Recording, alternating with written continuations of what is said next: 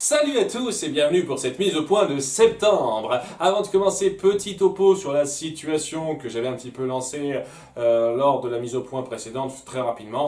Donc ouais, ça va pas aussi vite que je l'espérais, la gestion des tâches que je me suis donné, c'est-à-dire ouais, un tout petit peu ralentir mes sorties et me permettre de travailler un petit peu sur ma fiction Eperlia Serinel que j'ai pas abandonné, faut pas exagérer, hein, on n'est pas encore à ce stade-là. Si j'abandonne après un seul épisode écrit, ce serait du foutage de gueule. Bon, j'en ai écrit un, donc s'il y en a que ça intéresse, rapidement le lien en commentaire, tout ça. Ouais, quoi, avec ce qui s'est passé, les vacances que j'ai prises un petit peu hors internet, qui se sont prolongées durant le mois d'août, j'ai pas eu l'occasion de vraiment prendre un petit peu d'avance avec ça, en espérant que ce mois de septembre commencera un petit peu à aller mieux à cet égard-là. Et c'est aussi pour ça que, quitte à faire quelque chose qui me prendra un petit peu moins de temps, quitte à rogner sur les coups entre guillemets, je pense que c'est pas plus mal d'espacer un peu plus mes mises au point à partir de maintenant. Surtout que dans pas très longtemps, une fois de plus, en 2021, je partirai sur un rythme de parution beaucoup moindre, donc ce serait du foutage de gueule de sortir une mise au point tous les mois avec ça. Mais voilà, je pense qu'à partir de maintenant, je vais sortir une mise au point tous les 2 mois plutôt que tous les mois. Ça me fera un tout petit peu moins bosser, donc il n'y en aura pas pour octobre, mais il y en aura pour novembre, et il n'y en aura pas pour décembre, mais il y en aura pour janvier. Voilà. Tant que j'y suis, étant donné que je commence un petit peu à manquer de matériel à traiter et que je suis désolé, je peux pas répondre positivement à tout ce que vous me proposez, quoi. Dans l'ombre de Marie, je suis désolé, j'ai pas envie de traiter ça. Des tonnes de gens traitent mieux ce genre de film que moi. J'ai pas l'impression d'être un expert sur le sujet. Ça m'intéresse pas particulièrement de parler de ce film, honnêtement. Voilà, je sais qu'énormément de gens trouvent que c'est une des plus grandes Maries du monde. Je trouve que c'est un bon film, mais qui ne me parle pas plus que ça. Et il y a des tonnes de cas comme ça où ça n'a plus rien à voir avec l'animation en fait. C'est juste des films qui sont estampillés Disney parce que là Disney a produit ça et puis voilà. Je trouve à un moment donné que ça veut plus rien dire. Ça veut plus rien dire si je traite les films Disney simplement parce qu'il y a estampillé Disney dessus. Pour moi, ben, ça n'a aucune signification. Ça fait des lustres que j'en parle de ça, donc je me répète légèrement pour les personnes qui viennent d'atterrir un petit peu là-dedans. C'est voilà, moi les films Disney, quand je veux traiter les films Disney, je veux traiter les films Disney qui font de l'animation. Et j'ai déjà un tout petit peu grandement tiré la corde en allant dans les films qui font partiellement d'animation ou qui sont tirés d'univers d'animation, hein, comme Descendants. Mais voilà, c'est ça. Il faut que ce soit en lien avec l'animation, les classiques animés Disney qu'on connaît ou un truc de ce genre-là. Et c'est clairement pas le cas avec les films qu'on n'arrête pas de me proposer. Hein, Rocketeer, ou les tonnes de trucs comme ça, non. Ça ne m'intéresse pas. C'est pas ces films-là qui m'intéressent, je vous jure. C'est pour ça que, quitte à parler de choses dérivées de films que j'aime bien, il y a une avenue dont j'avais parlé il y a un certain temps que j'ai pas pu vraiment pleinement faire pour cause de je suis pas doué à comment bien enregistrer ça. Ça s'appelle les jeux vidéo tirés des films animés Disney. Et des univers animés Disney, parce qu'on pourrait aussi parler de Kingdom Hearts, tout ça. J'ai dit que ce serait vraiment pas contre essayer de faire ça, et je me suis rendu compte que c'était une plaie à enregistrer, à installer l'émulateur. J'ai quasiment plus de place sur mon ordinateur, et ça demande un temps fou à faire ces trucs-là. Alors, je pense qu'il y a moyen que je fasse quelque chose, mais là, ça demande vraiment votre approbation parce que je sais que ça peut être mal perçu, même si pour ma part, c'est pas une mauvaise chose. C'est est-ce que ça vous dirait que je traite de jeux vidéo tirés de films Disney et de jeux vidéo tirés d'univers animés Disney, mais en tant que spectateur, c'est-à-dire pas en tant que joueur. Je ferai bien entendu l'effort et le respect de citer la personne à laquelle j'ai pris les images du jeu vidéo pour ma critique et je préciserai évidemment que ce que je juge dans le film ce serait ce que ça montre visuellement et ce que ça raconte et je ferai bien gaffe de faire cette petite précision à chaque fois et il y a des cas où ça risque de m'intéresser parce que la jouabilité ce n'est qu'un facteur en plus. Voilà, parce que j'ai vu ce petit débat qui a été fait avec Michael G à un moment donné. Michael J, depuis quelques temps, il est pris dans pas mal de polémiques par rapport à certains trucs qu'il a fait sur Twitter. Je ne suis pas Twitter, je m'en bats les couilles de Twitter. Et de ce que j'en ai entendu, je vais clairement pas le défendre. Après, j'en sais pas assez pour vraiment me pencher plus là-dessus. Mais il y a une critique qu'il reçoit dernièrement, depuis qu'il a fait un retour sur les polémiques autour de Last of Us partie 2. Et c'est que, il dit qu'il n'a pas joué au jeu, alors pourquoi il se permet de commenter dessus? Alors, ça, c'est le commentaire du rageux qui tient absolument à se plaindre du gars. Parce que le mec dit clairement, j'ai pas joué au jeu, mais j'ai quand même pleinement suivi le jeu, ce que ça racontait, l'image, etc. La mise en scène via des walkthroughs. Hein, des vidéos de gens qui y jouaient, il est totalement apte à critiquer certaines parties du jeu par rapport à ça. Il ne peut pas juger la jouabilité, c'est clair, la prise en main, tout ça, il ne peut clairement pas. Mais il peut parfaitement juger l'histoire, le développement de personnages, la mise en scène. Il peut critiquer ce qui se passe derrière les coulisses dans une polémique qu'il a mis en place. Tous les points qu'il a cités dans sa vidéo, il est parfaitement apte à les juger en tant que simple spectateur du jeu, quelqu'un qui a suivi le jeu dans ses détails, mais sans y avoir joué. Parfaitement en droit. Donc c'est cette critique comme quoi t'as pas joué au jeu, t'étais pas en droit de le critiquer, c'est stupide. C'est stupide. Il est en droit de critiquer le jeu sur certains aspects. C'est un petit peu ce que je veux appuyer avec ça. Après, que vous soyez d'accord avec ses amis sur chacune des polémiques mises en place, ça dépend de vous, mais ça ne le rend clairement pas apte de ne pas juger ça pour moi. C'est pour ça que je me sens totalement légitime et capable de critiquer les aspects narratifs, visuel un petit peu, de mise en scène d'un jeu vidéo. Comment il nous raconte sa trame, comment il nous l'illustre, cette trame qu'on connaît bien de films qu'on a suivis, hein, notamment par rapport à pas mal de trucs qui me parlent un petit peu. La première adaptation en jeu vidéo que je compterais traiter, je pense, ce serait celle de La Planète au Trésor. Ce serait donc pour commenter à partir d'un walkthrough que j'aurais trouvé sur YouTube. Il y a quelqu'un qui fait des long plays bien pratiques de ça. Ça aide pas mal. Je pense que ce serait la personne que je citerais le plus si je partirais là-dessus. Si je partais là-dessus, hein, que j'emploie un bon français, ce serait bien. Donc, j'ai pas envie non plus de lancer ça simplement en disant voilà, j'ai la légitimité de le faire et si ça vous plaît pas, allez vous faire voir. Même si pour certains cas j'ai un petit peu envie de dire ça parce que ouais, j'estime quand même que j'ai la possibilité de faire ça, de critiquer certains aspects d'un jeu vidéo sans y avoir joué, seulement y subi un walkthrough, mais si vraiment ça vous gêne, si vous trouvez que ce serait pas suffisamment complet de juger un jeu sans y avoir joué, sans critiquer vraiment la prise en main, tout ça, eh ben n'hésitez pas à me le dire parce que j'ai pas envie en plus de forcer un type de critique qui gênerait les gens. C'est pour ça que je vous fais un petit sondage. Est-ce que ça vous dirait que je critique ces jeux vidéo de cette manière-là? Donc voilà, réfléchissez bien. Et si vraiment il y a une majorité, même une minorité très forte de gens qui sont pas pour, je n'irai pas sur cette voie-là. Parce que bon, ça demandera quand même un petit peu de temps, quoi. Les images de jeux vidéo, ça prend beaucoup d'espace, ça aussi. Hein. Mais ce sera quand même beaucoup moins contraignant que d'avoir à jouer moi-même et de prendre les images moi-même. J'avoue. C'est pour ça que je fais ce petit compromis dans ma tête, parce que je serais vraiment pas contre l'idée, mais il faut qu'il y ait quelque chose, il faut qu'il y ait une envie de votre part. Et si vous n'êtes pas à fond là-dedans, si ça vous gêne, n'hésitez pas à le dire, et à ce moment-là, je ne suivrai pas cette voie-là. Voilà, c'est le petit appel que je lance. Je pense que ce genre d'approche, si c'est confirmé, parce que si ça se trouve, ce ne sera pas confirmé et vous ne voudrez pas, hein, et à ce moment-là, bah tant pis. Si c'est confirmé, je commencerai à lancer ça à partir de 2021. Voilà, 2020 jusqu'en fin 2020, j'ai déjà des trucs de prévus, c'est bon. Mais bon, à partir de 2021, je pense pouvoir faire quelque chose autour de ça en gérant un petit peu. Bien, maintenant que c'est lancé, ça, lançons-nous sur le retour sur les films de ce mois-ci, avec, pour commencer, Mary Poppins et le retour de Mary Poppins. Oui, je les compte en même temps parce que j'ai pas eu beaucoup de retours sur lesquels j'aimerais revenir sur Mary Poppins.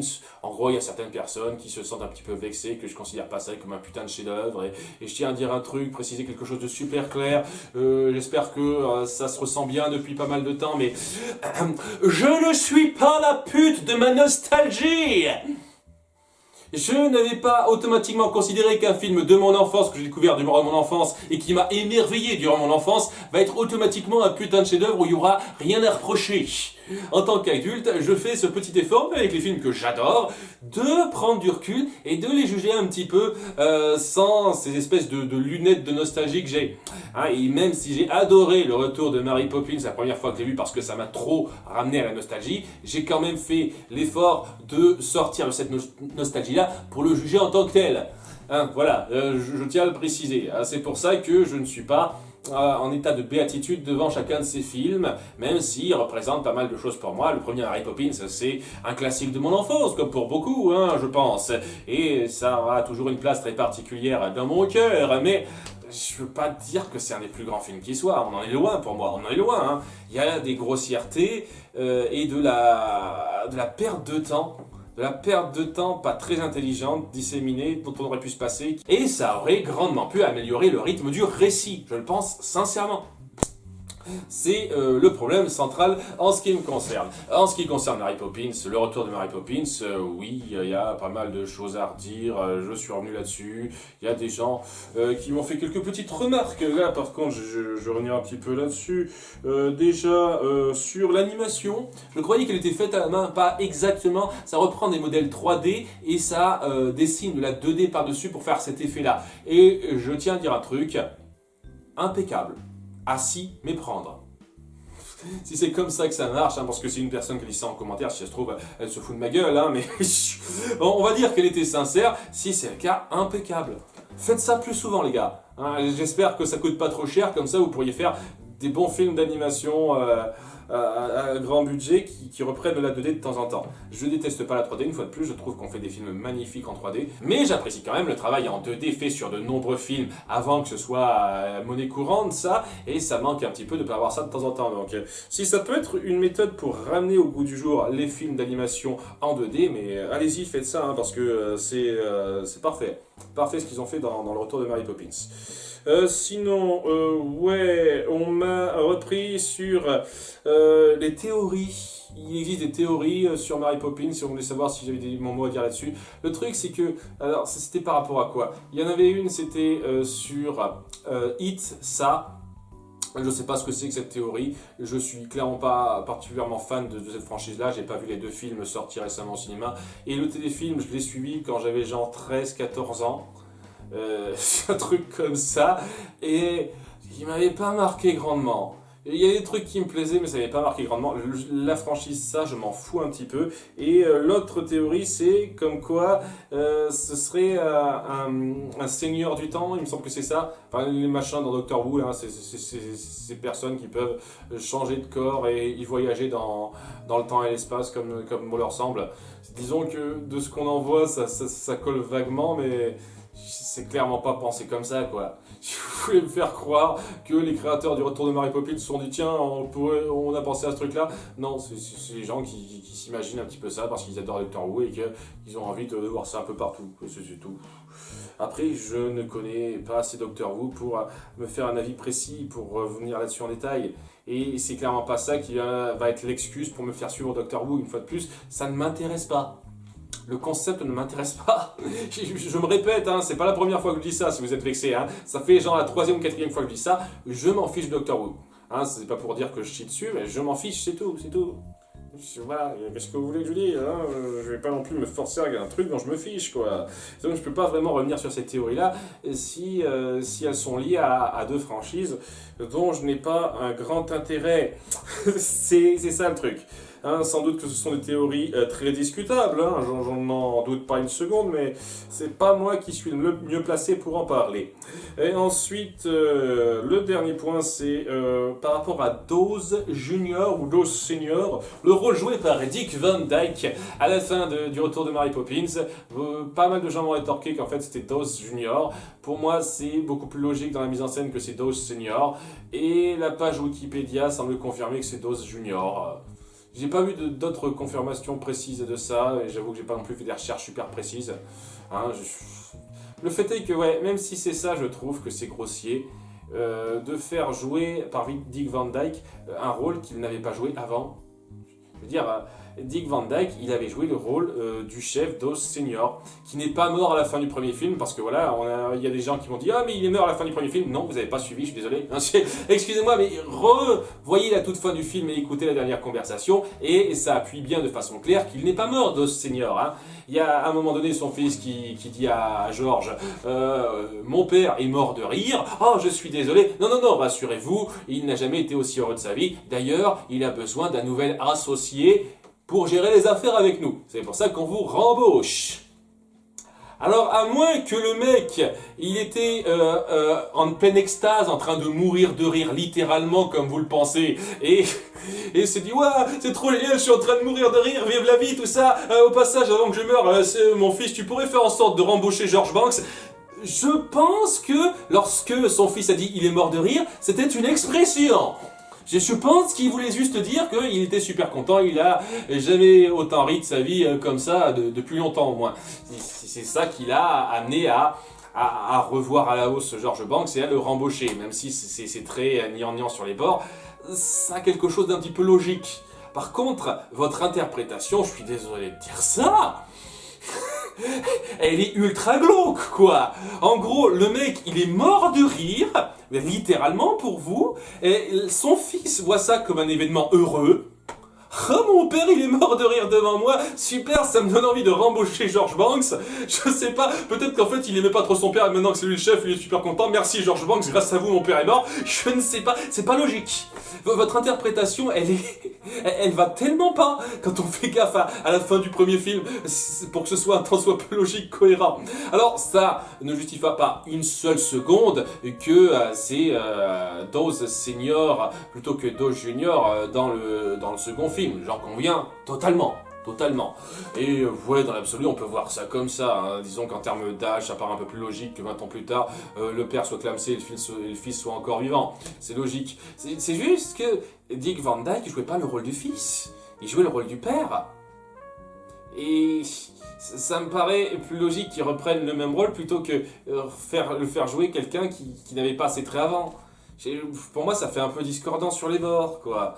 Et ouais, je trouve que, en dépit du fait que c'est un peu grossier que le mec qui était grabataire vraiment à la fin du premier film soit encore vivant à la fin du second, ça avait quand même le message un peu positif, optimiste de renvoyer que la vie continue tant qu'on a vraiment cette joie de vivre, etc., qu'on affiche et tout, et que vraiment sa rencontre avec George Banks et cette fameuse blague de la jambe de bois qui l'a vraiment marqué lui a vraiment permis de continuer sa vie en devenant beaucoup plus fringant et en pouvant battre la mort le plus longtemps possible.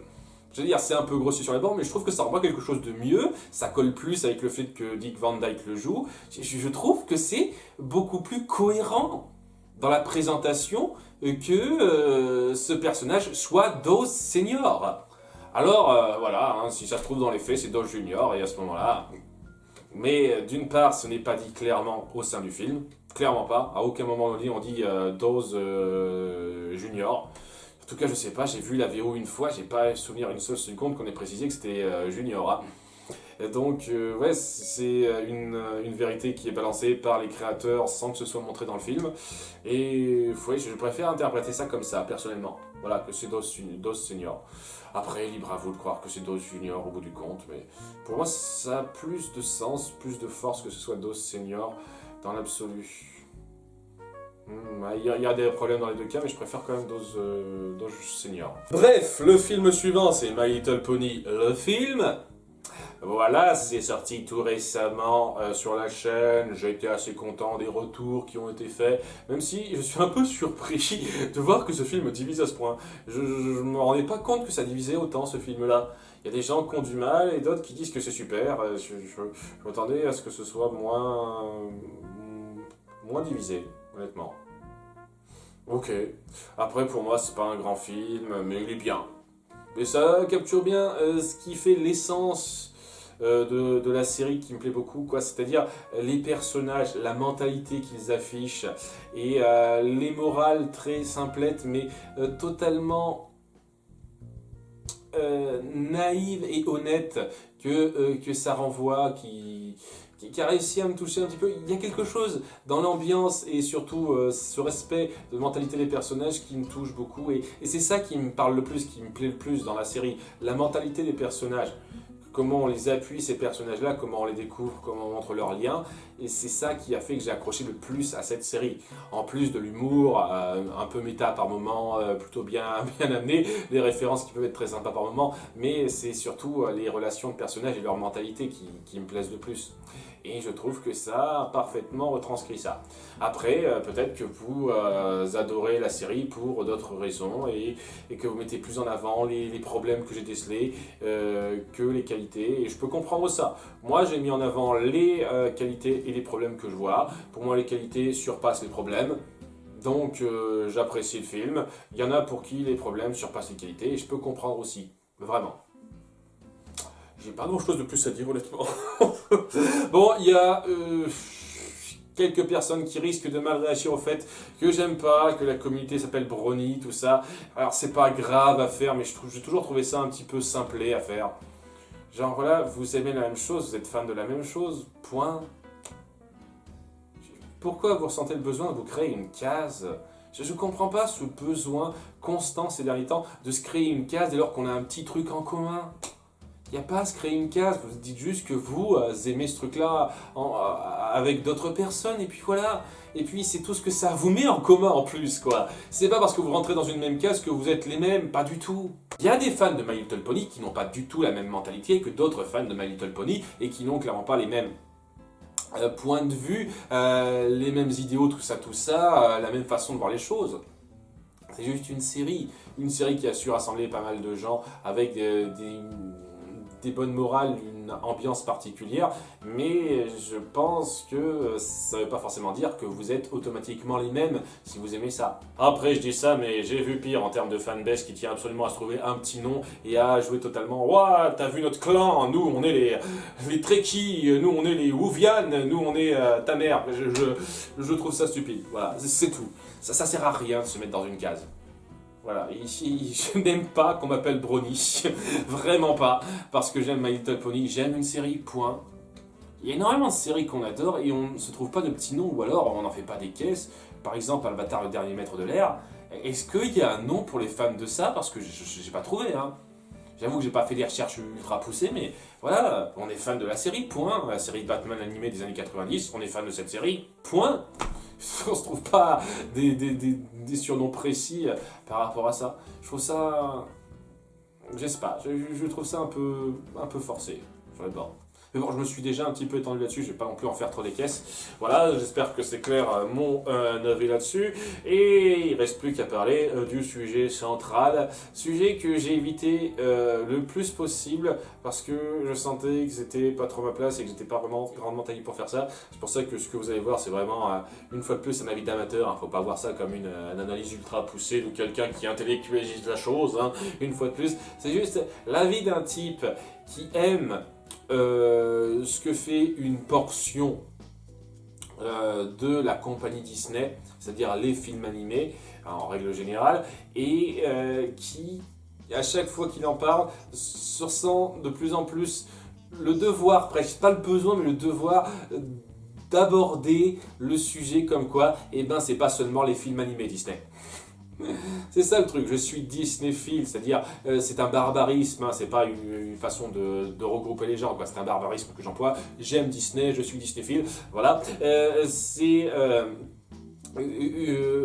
suis Disneyphile par rapport à leurs films animés, à leur animation, à ce qu'ils ont fait. Les autres films qu'ils ont créés à côté, je m'en bats un petit peu les steaks. Il y en a qui me plaisent, il y en a qui me plaisent pas, il y en a dont j'en ai rien à branler. C'est comme n'importe quel autre studio en fait, hein.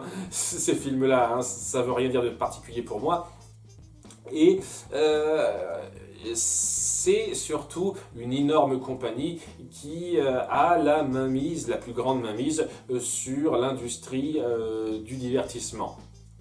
Alors bon, hein, je ne suis pas un spécialiste, hein, s'il y a une compagnie qui en a plus que Disney, qui n'hésite pas à me le dire, mais c'est un petit peu quand même un gros studio qui possède énormément et donc qui a du poids hein, sur l'industrie. qui représente quelque chose de fort et qui, lorsqu'il prend des décisions, lorsqu'il veut faire quelque chose, impacte sur le cinéma, le divertissement, l'art au sein des États-Unis et donc des pays qui suivent un petit peu ça, qui sont influencés par ça, c'est-à-dire beaucoup de pays. Beaucoup de pays.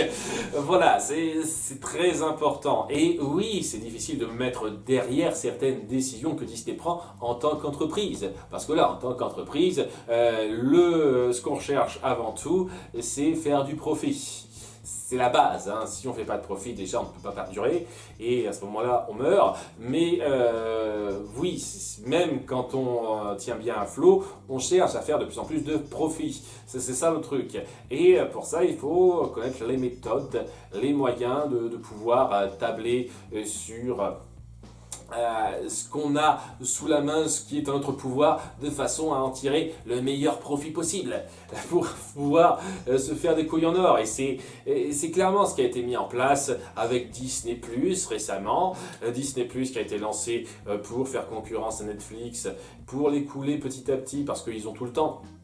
Il y a une vidéo que j'ai trouvée assez intéressante, assez effrayante, tellement il y avait quelque chose de vrai là-dedans sur, je ne me souviens plus de leur nom, j'essaierai de me souvenir de la vidéo et de vous mettre le lien. Voilà, une vidéo sur quelqu'un qui simulait donc la rencontre entre les gérants de Netflix, les gérants de Disney, et ces gérants-là qui se disaient tiens, c'était très sympa de bosser un petit peu avec vous avant en vous donnant quelques miettes, quelques films, maintenant on a notre entreprise à nous, on va se faire des couilles en or et au bout d'un moment, on finira par vous couler.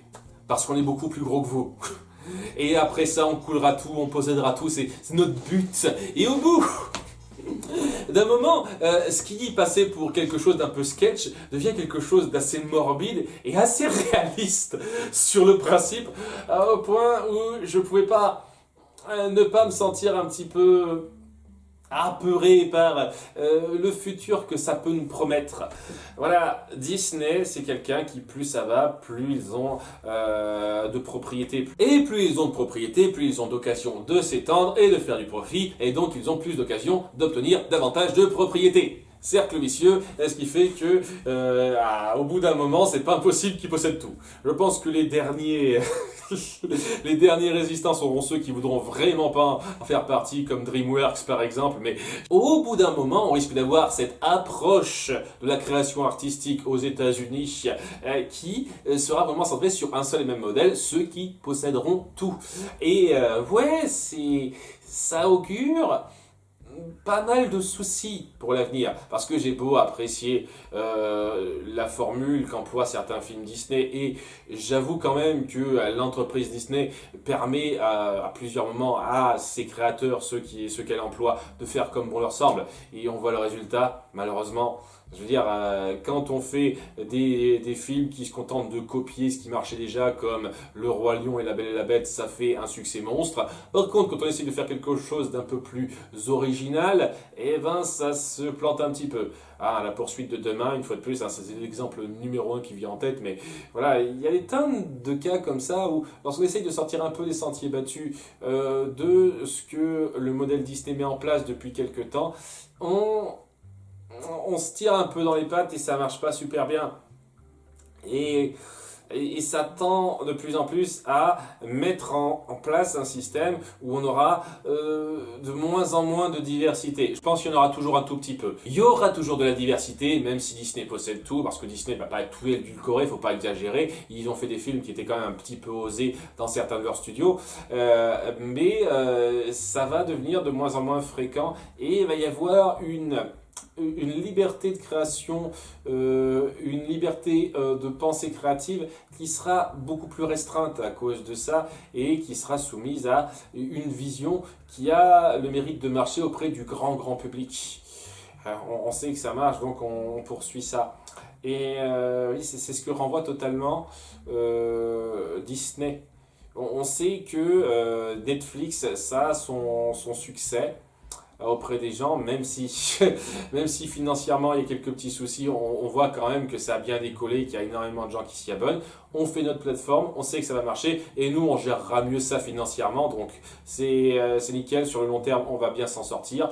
On voit que à cause du Covid-19, l'industrie du cinéma ne rapporte pas autant, donc qu'est-ce qu'on fait plutôt que d'essayer de la soutenir en sortant notre gros film dans les salles, Mulan, donc c'est un peu le truc qui m'a un petit peu lancé, la dernière goutte d'eau qui m'a lancé là-dedans. On va faire en sorte que Mulan ne soit pas disponible au cinéma, mais sur notre chaîne Disney+, comme ça attirera du monde. Ce sera une façon beaucoup plus pratique de faire, de permettre à ce que les gens puissent voir ça, parce que ils ont peur. Aux États-Unis, il y a ce climat où c'est pas arrangé encore grandement, quoi. Il y a encore des problèmes, donc les gens n'ont pas envie d'aller au cinéma autant qu'avant, c'est sûr. Donc bien entendu, on leur propose quelque chose qui leur permettra de rester chez eux avec plus d'avantages sur le court et le long terme. Il y en a beaucoup qui vont sauter là-dessus. Bien entendu, c'est normal.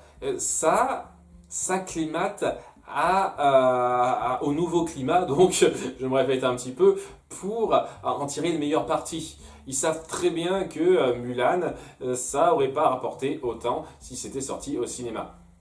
Enfin, ça va pas tarder à sortir sur Disney+. Je n'ai pas Disney+. Hein, une fois de plus, moi, j'aime Disney, le créateur d'animation. Je n'aime pas Disney, l'entreprise particulièrement. J'ai rien, je ressens rien de précis pour Disney, l'entreprise particulièrement. J'ai même plutôt du problème, comme vous voyez, avec ça. Donc, ouais, il y a ça qui se met en place, ce genre de choses qui appuie de plus en plus que Disney devient une entreprise qui est au centre de tout, qui possède énormément de choses et qui est le plus grand facteur déterminant sur la suite de l'industrie du divertissement et donc ce qui en découle, c'est-à-dire le divertissement lui-même, l'art qui en ressort. Donc voilà, c'est ça Disney. Une grande entreprise qui possède tout, un monstre vu par beaucoup de gens. Et c'est vrai, est-ce que ça m'inquiète? Oui. Est-ce que ça me fait peur pour le futur de certaines formes d'art? Ne serait-ce que les cinémas qui risquent de perdre énormément d'emplois à cause de ça, ça me fait peur, c'est sûr. Est-ce que je pense que ça changera tout et que l'art se perdra? Non, l'art se retrouvera toujours quoi qu'il arrive, et je pense qu'il y aura toujours des gens qui pourront faire un peu ce qu'ils ont envie, même si ce ne sera pas aussi évident. Il y a ça qui est à prendre en compte. Quand on a quelqu'un qui possède tout, c'est difficile d'appuyer davantage la diversité et l'amour de l'art autant que si c'était une compétition plus saine. Et la compétition, elle devient de plus en plus tournée vers un seul camp qui ne fait que gagner de plus en plus.